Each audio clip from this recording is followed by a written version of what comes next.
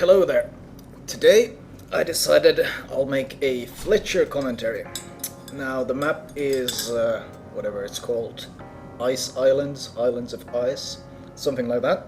I'm playing my Fletcher and D is very close, but I don't want to go there alone because we're facing an enemy Essex and they can basically wreck DDs very easily. Yeah, this guy's telling me, and I'm just gonna, as you can see in the chat, I'm alone versus an Essex. No chance. Not going to happen because it's too suicidal. This guy is a Baltimore. Oh, this guy is apparently... Yeah, I'm asking him if he's gonna join me as an escort. Yeah, if he's gonna come support me, then I'm happy to go cap it. I really like Baltimore as an escort ship. Like, it wrecks DDs. It can stand up against pretty much any cruiser simply because it's so armored that if it turns a bow against it, they can stand up to them. And it's probably the best anti-air in the game, like very close. And when it turns on defensive fire, it can actually absolutely destroy planes. I have the defensive fire ability as well, but that doesn't kill planes. It just messes up their dropping pattern. And basically, if I try to use that against any good carrier, he'll back off while it's active and wait it out, but he won't actually lose any planes like by closing in. Whereas if the Baltimore activates his when they're closing in, then he just kills them. He just wrecks so many of them. So that's why I wanted him as an escort. Now with him escorting, I have no issues pushing in and capping it, but going in here alone is very sketchy against the Essex especially. Now, the Fletcher itself, it's the first time in the game as a USDD you actually get good torps. 1 second, enjoying my coffee. Yeah, it's the first time you actually get good torps. Like the Benson torps you can fire outside of detection, which makes them good. But they don't do that much damage and they are very slow. These Fletcher torps on the other hand, they are nice. Oh, here you see the planes are coming. They saw we were capping, so they instantly came here. Now, the Baltimore is already activated his shit, so you can see how quickly these planes are just melting. Like, he lost so many planes just closing in on us that he decided to bail. He'd rather go for the Izuma than try to kill me. That's exactly why I wanted the Baltimore with me before I went. Look how many planes he's lost. He's lost... The one squad only has 2 left. That's why... Yeah, I'm even thanking him in chat for coming in as the escort, because if I had gone there alone, well, I wasn't even planning on going there alone to begin with, but if someone goes there alone, it's quite easy, or well, not easy, but a good carrier player can cross-drop you and get you killed that way.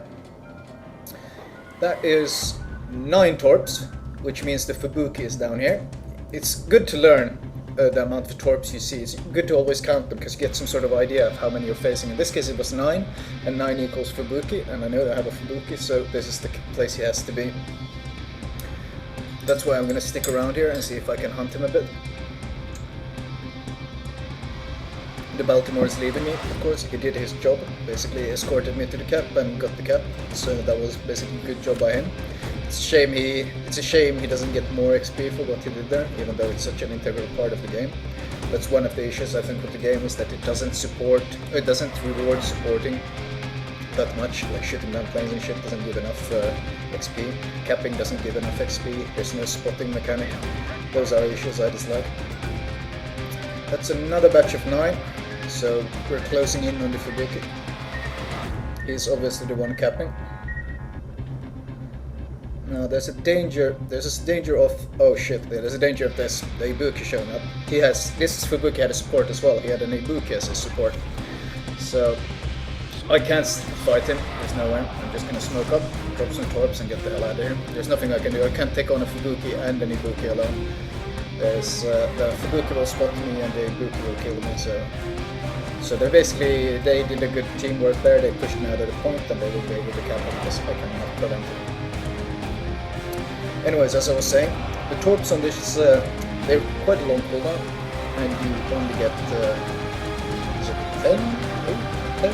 Shit, I forgot, it's 10, you get 10. And, but they do a ton of damage, they do like 19k damage, So compared to the Benson's 14k damage, is a huge upgrade. The speed is much faster, and you actually got some decent range now, like 10.5. Compared to an IGN DD, that's obviously laughable, but for a US DD, that's amazing, because that means you can actually stay in complete safety and shoot torps. So this is one of the first real hybrid, I would say. Well, the Benson is the first hybrid that you can play both as an IGN DD and as a US DD. But this one does everything much better than the Benson. So far I've been actually quite enjoying the Fletcher. It's a bit of a challenge to learn to play it, especially since as you get to higher tiers, people are not as easily fooled by offensive smokes as they were in the past. Like these days, if I go offensive smokes, I still use them quite often, but nowadays the first reflex people have when they see an offensive smoke is they all spam all their torps into that smoke. And it's actually quite brutal if you stop there completely and then you just see this wall of torpedoes come at you from everyone. So I've been a bit more cautious with my offensive smokes as I've got into higher tiers.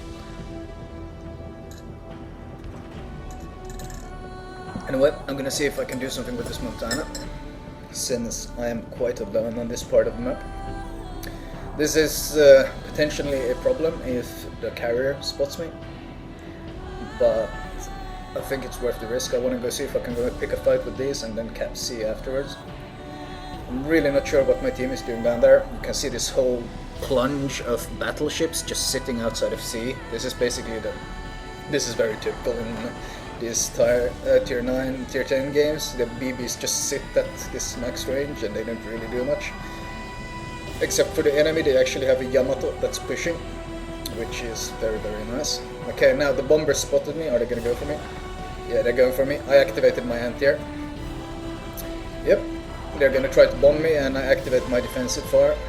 And I'm turning myself sideways compared to them, so yeah, the bombs aren't hitting me at all. As you can see, I'm not really shooting down any of the planes, because these planes are so tanky and my DD anti-air is so fucking shit. But I am able to spread their drops, so I don't take any damage from the drops. And you shouldn't underestimate the SX or Midway bombers. They can do a lot of damage. Like I've done up to 12k in one single drop, in a manual drop that hit like several bombs. So don't underestimate the damage they can do. Let's see if I can land some torps on this North Carolina while I cap C. As with IGN DDs, I back off a bit more now that my torps are on cooldown. There's no point pushing up while they're on cooldown.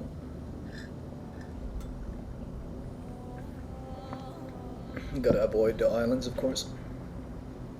They have quite a sizable lead, as a matter of fact. Their push with the Yamato is working out really well for them. That's why the Yamato is, in my opinion, so much stronger than the Montana, because the Yamato can actually push into the enemy. It can straight up charge into the enemy, whereas if a Montana tries to do the same thing, the armor is so flimsy on the Montana that battleships can just blast it to pieces. He evaded. Someone shot at him, so he started evading the shots, and then he was basically already turning by the time he spotted my torps, so he got a bit lucky, but that happens. It happens to everyone. Happened to me as well in both the battleship and the DD, so you can't really bitch about it. But yeah, as I was saying, the Yamato enables teams to push up. If they have a good Yamato player, he can just push in and basically shove Montanas and shit to the side. The only thing that's a good counter to that is Shimakaze or a CV.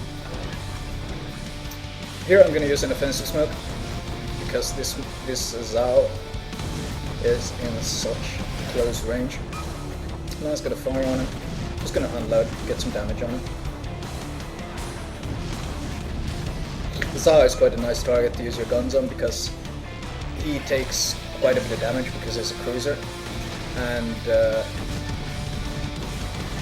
he's actually quite a big ship, so it's not that hard to hit him.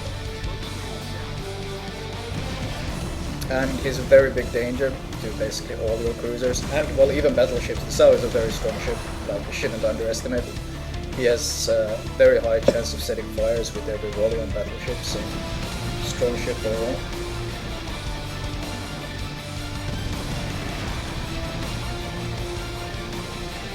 I don't know about this torps.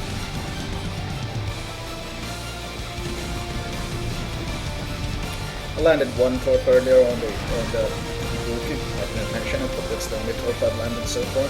So not looking very promising so far this game. I have on the other hand capped 2 points, so I guess that's good.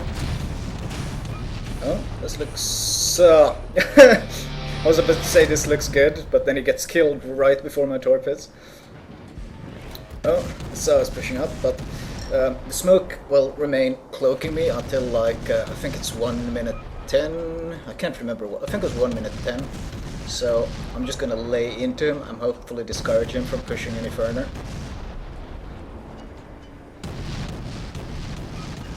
Okay, I got a fire, shit, and now I lost vision. This is a problem. Okay, I got vision back, because I can't obviously see him, it's someone else who's spotting him for me. Oh, he shot, that's good. I gotta start moving, my smoke will dissipate in a few seconds, so...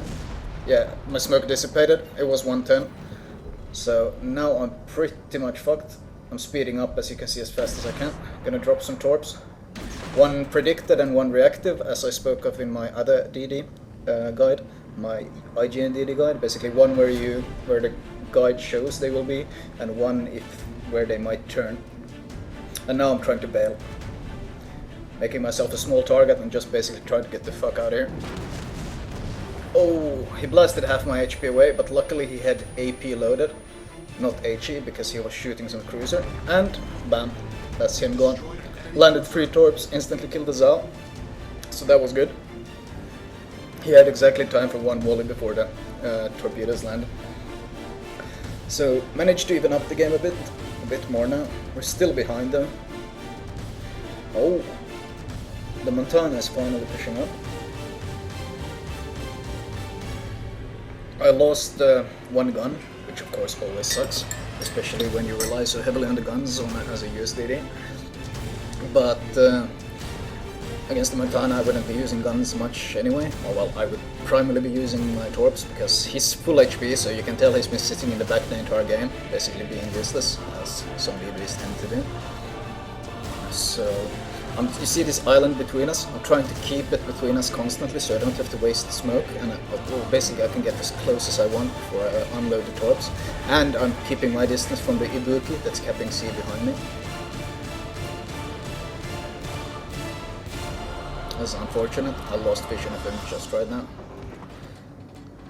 I think I'm gonna chance it.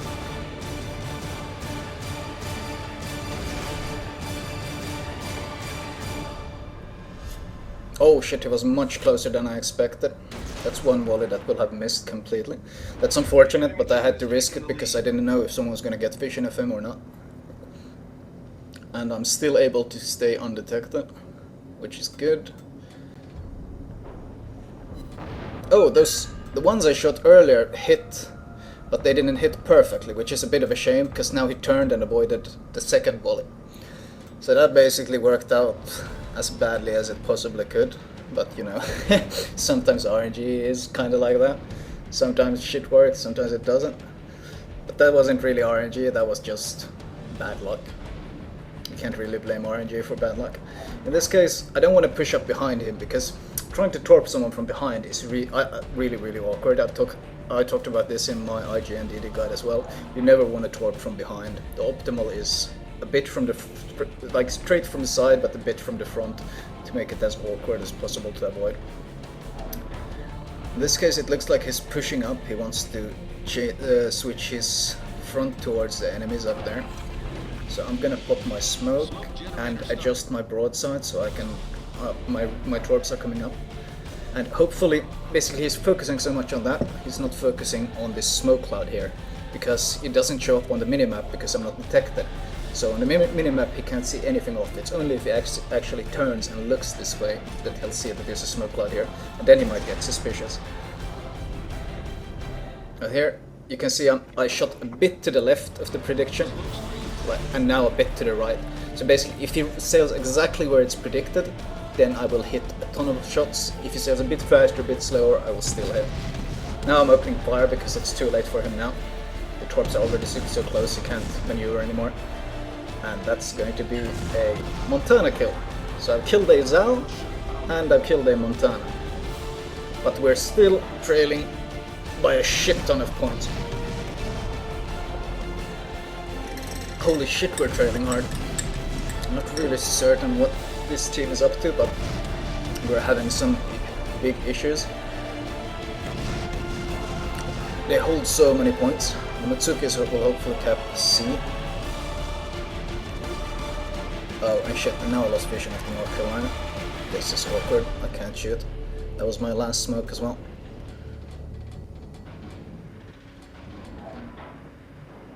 Yeah, I'm just gonna push. I'm gonna see if I can ambush him again.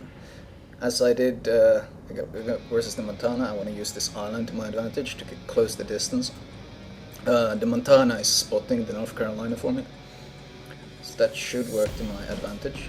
Nice, he did not spot me. The cooldown of firing had disappeared, or the detection bonus that you get when you fire had disappeared.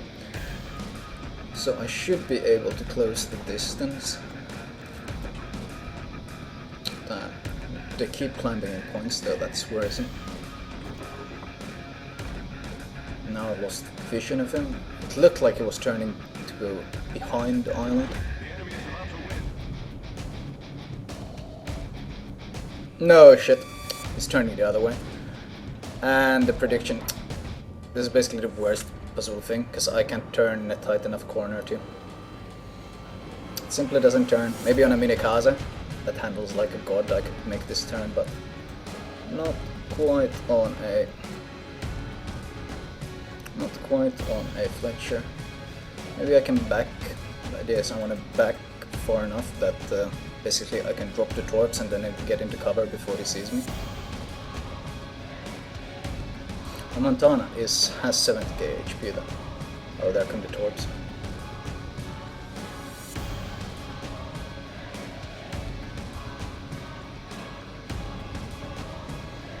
Oh, this is the worst possible torp angle. He's sailing away from me.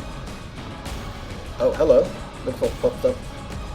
Yeah, I think the Montana can actually handle this North Carolina. He has more HP and he should be able to beat the North Carolina handily. So I'm gonna go try to take out the Essex instead, because that is a much higher priority target. Now, I can't be certain if he's gonna have to start doing evasive maneuvers or not, because he knows he's detected. If he's any good, he has a trait that lets you know if you're detected or not. So he could be ready to do sort of evasive maneuvers at any point. So I'm gonna drop one volley of torps, and then I'm gonna save the other one until I get closer. So I'm not like I'm closing in, and by the time it starts running away, I basically have nothing left. So I'm gonna shoot one volley now. And then I'm gonna wait until I'm actually detected before I open fire, because I want to get as close as possible, and I want to give these torps like some time to travel to close the distance.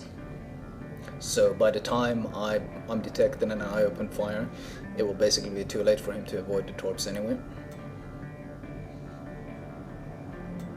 He's not making any evasive maneuvers. This is honestly surprising to me. Okay, I'm detected now. So might as well open fire. The torps are very, very close already.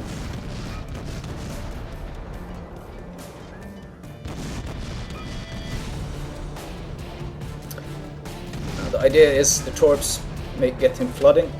He'll have to repair it, and after that, yeah, there's the torp. I got a few torp hits. Now I just need a fire, and he will die.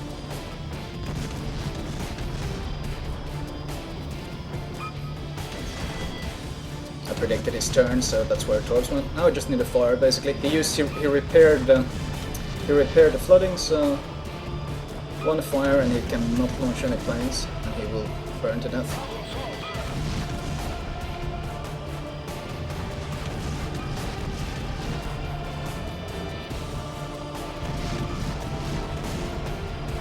He evaded the torps.